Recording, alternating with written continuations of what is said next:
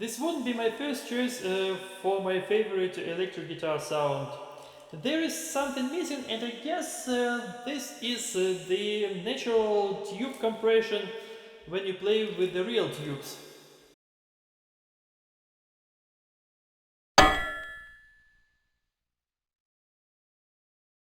I don't get the same articulation, and there is something missing, and I try to compensate it by hitting the strings harder, and this is not point of playing the guitar.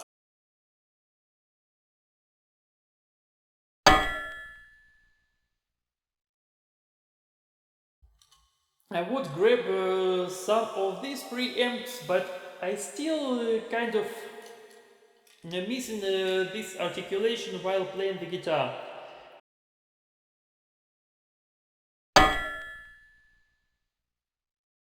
But there is actually another brick in the wall.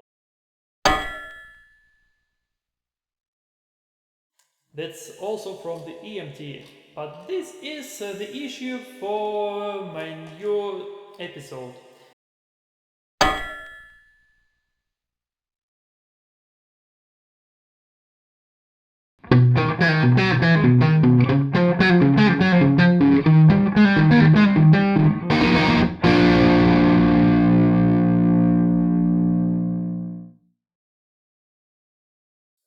Hey guys, I'm Reinhardt, the guitar maniac. As I was a young kid, I had a biggest dream to be a rock star, and that's why I got into music in the first place. Being a rock star means to a lot of people staying on stage in front of a lot of people and playing guitar which is plugged into a wall of full stack amplifiers. And this is actually a nice concept if you have roadies who carry those amplifiers.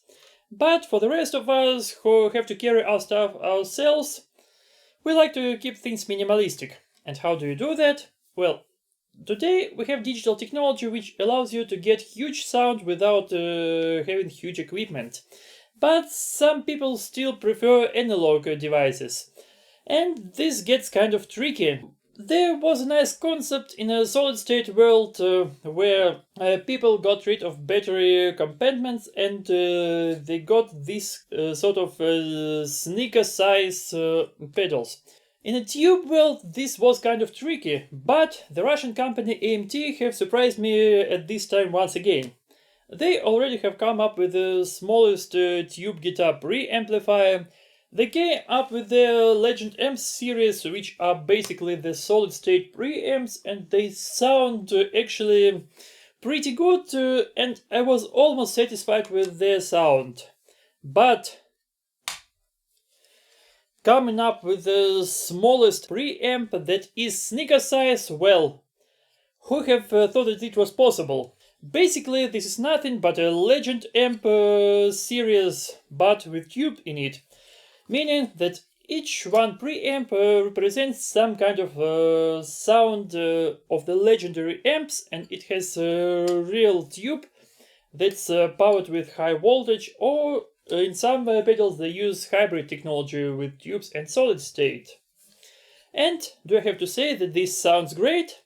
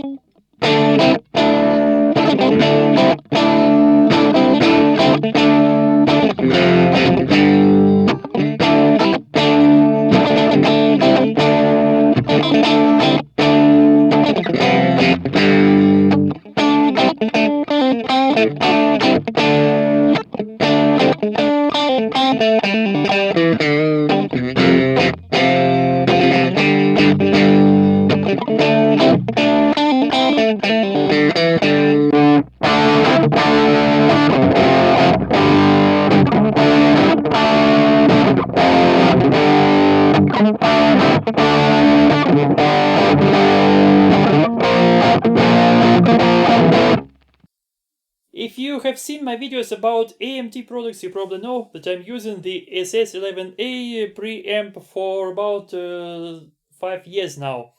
Well, and actually this is good sounding amp, and I made a couple of recordings and I use it live. But I had a couple of issues with it. First of all, the EQ settings are kind of weird. Sometimes it's kind of tricky to get some frequencies under control because I guess the band of each EQ settings is somewhere between, but not about the place where I would like to take care of. Another thing that I had is the gain knob of the overdriven channel. Well, it's kind of tricky. Sometimes you feel that you have to give more gain, but if you do, the sound gets too overcompressed quickly, and finding this sweet spot was kind of tricky with this device. But then again, I got some nice recordings with it. And it doesn't work with every impulse response. It's also kind of tricky. With some impulse responses it sounds great, with some impulse responses, well, this isn't the sound that I would like to get. I've got pretty decent results with the Legend Amp series, but still I don't have this kind of tube feeling. So, and I thought, what would it be if those two things would be combined? And guess what? This is what AMT made with their Brick series. And not only that I have better controls over the AMT Brick series, but I can actually build my sound for me. For example, I can use the Vox sound for a clean channel, the Marshall GSM 800 sound for crunch channel, and this red device that can recreate either Mesa rectifier or Soldano amps for lead channel. In one of my previous videos I told you how tricky it was to connect multiple preamps of the Legend Amp series to each other. I've got a lot of cables and I don't think that those are a good technical solution. And I'm glad that with the Brick series AMT took a good look at this problem. If you tip it on the side, you see the control jacks with 3.5 millimeters inputs. What do?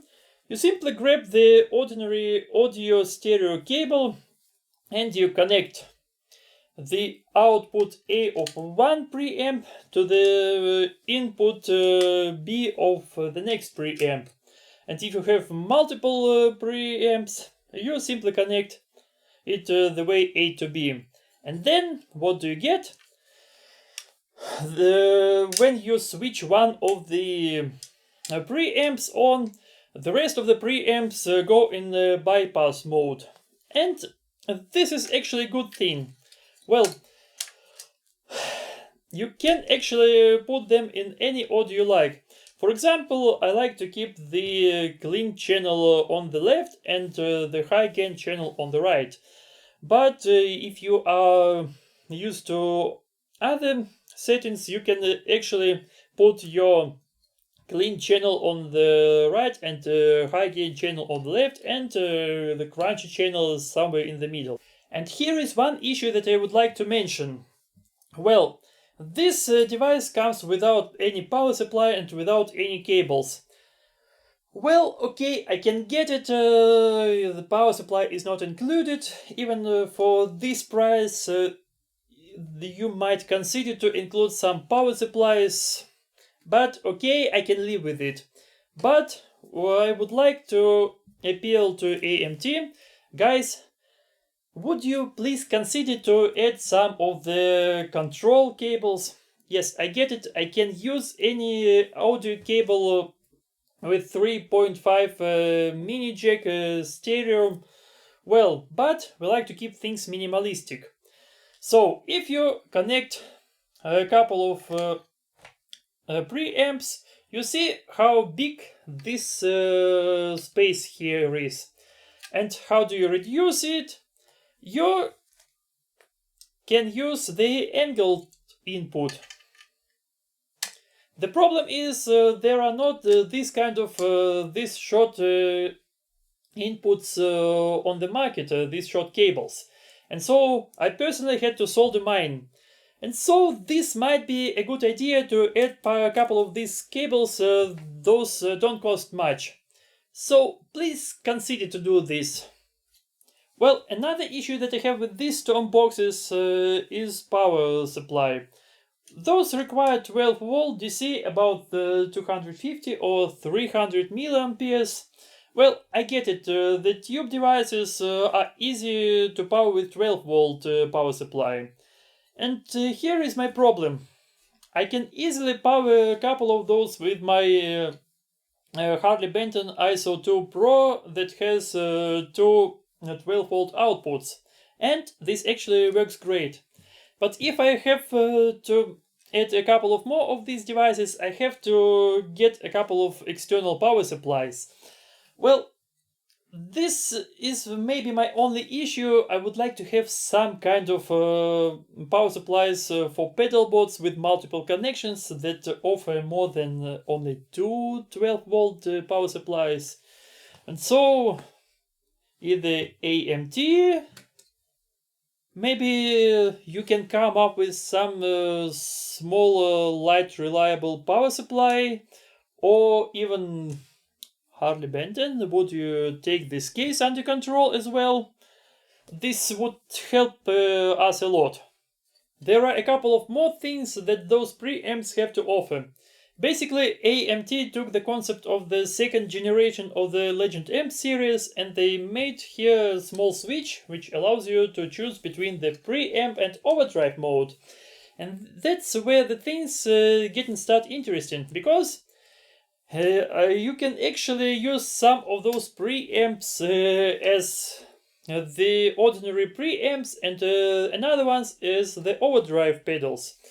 And I've been playing with these for a while and I've got actually interesting results.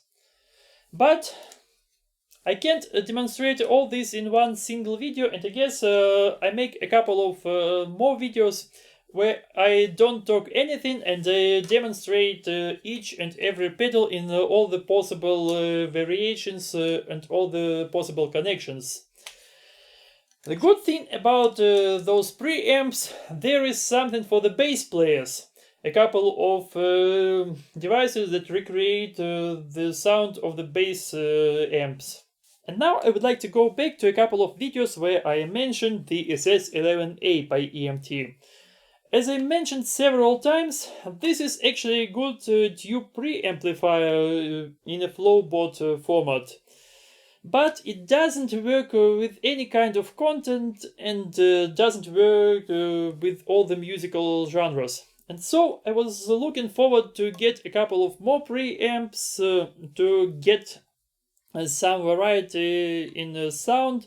And I was looking forward to try out the products of the Two Notes company. And basically, those are two companies with a similar concept, but I can't say that one company is copying another company. Let's go back to the year 2012 or 2013. Well, the AMT had already their tube preamplifiers on the market, but they have never had back then, I guess, their own cabinet simulators. The Two Notes company, on the other hand, had this kind of cabinet emulator, and this is a great device that I purchased about 2013, and I've been using it ever since. Well, a couple of years later, the AMT came up with their own speaker simulator that's called Pangea, I guess. I've never tried it, but I heard a lot of great reviews about it, and this isn't a copy of the Torpedo Cap. The Two Notes came up with their Le Preamp series, and actually I tried their bass preamp. And what could I say? Well, this was a nice sounding device, but first of all, I could get a kind of similar sound by using the clean channel of my SS11A, which was plugged to the torpedo cap with the bass impulse response in it, and I got actually a great bass guitar sound. Why didn't I keep the lap preamp? Well, basically it was double as heavy and double as big as this SS11A. Well, and I wanted to try the Le Clean, Le Crunch and Le Lead preamps, but I was kind of in a doubt, because if they don't sound any different than SS11A, so there's no point of buying them because they are pretty heavy. But if they do, I would keep a couple of those just in case I wanted to have some variety in sound. With the Brick series, I don't see the point of buying the Le Preamp. First of all, those are about €100 cheaper, and second, well, they are about twice as little as the SS11A, that was kind of twice as little as the single unit of the Le Preamp series.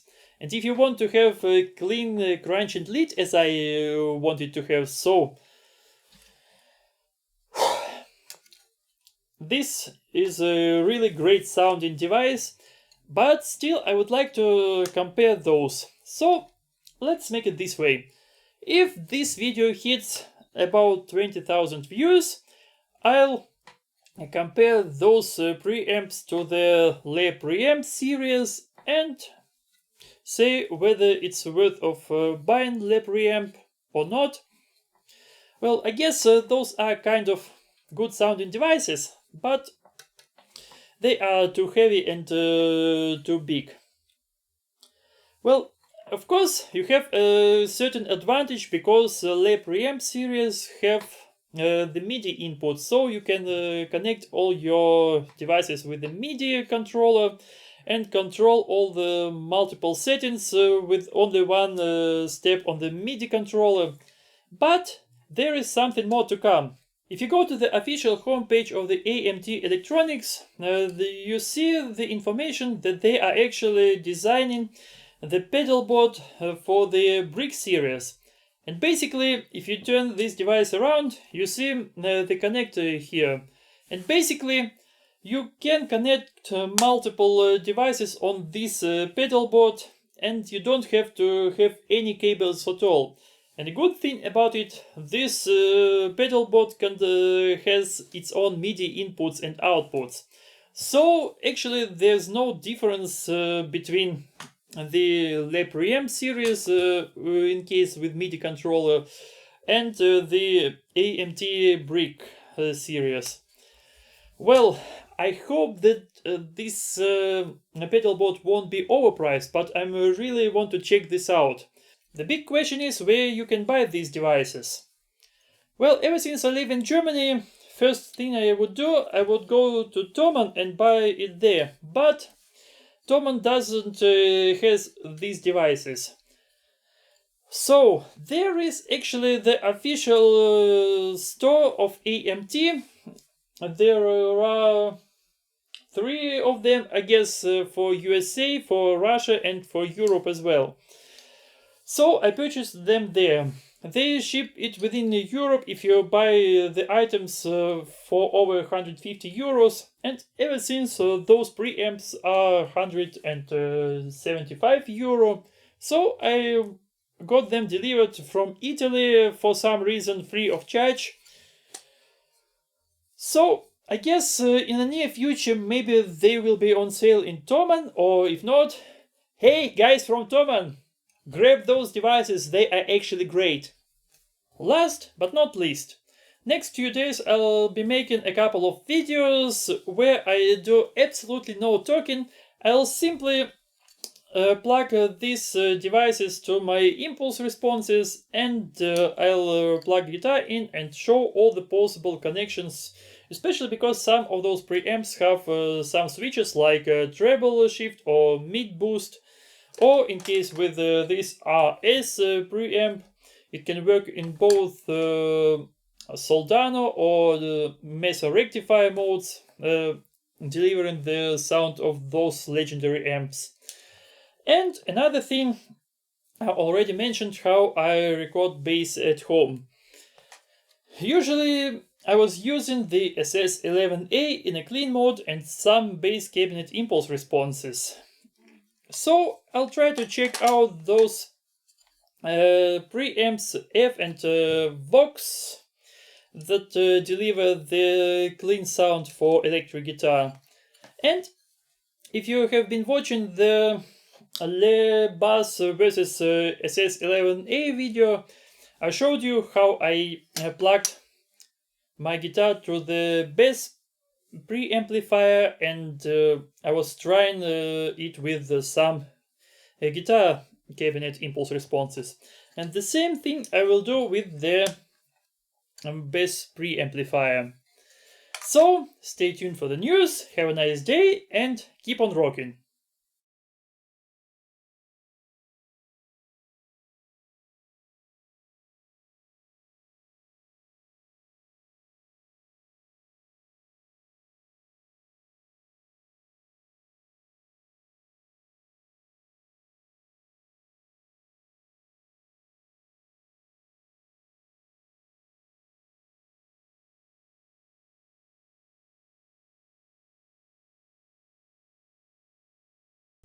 This preamp has a couple of circuit boards. This one is mostly responsible for high voltage. You can see here the socket for 12AX7 tube, and here you can see a small transformer for high voltage. And if you take a look here, you can see a small relay. Basically, this one switches device on and off, and this what makes the true bypass possible even if you use the external controller. Just remember, don't disassemble this device if it's not necessary and you don't know what you are doing. There is still high voltage that's dangerous for your life, and besides, if you disassemble it, you lose your warranty.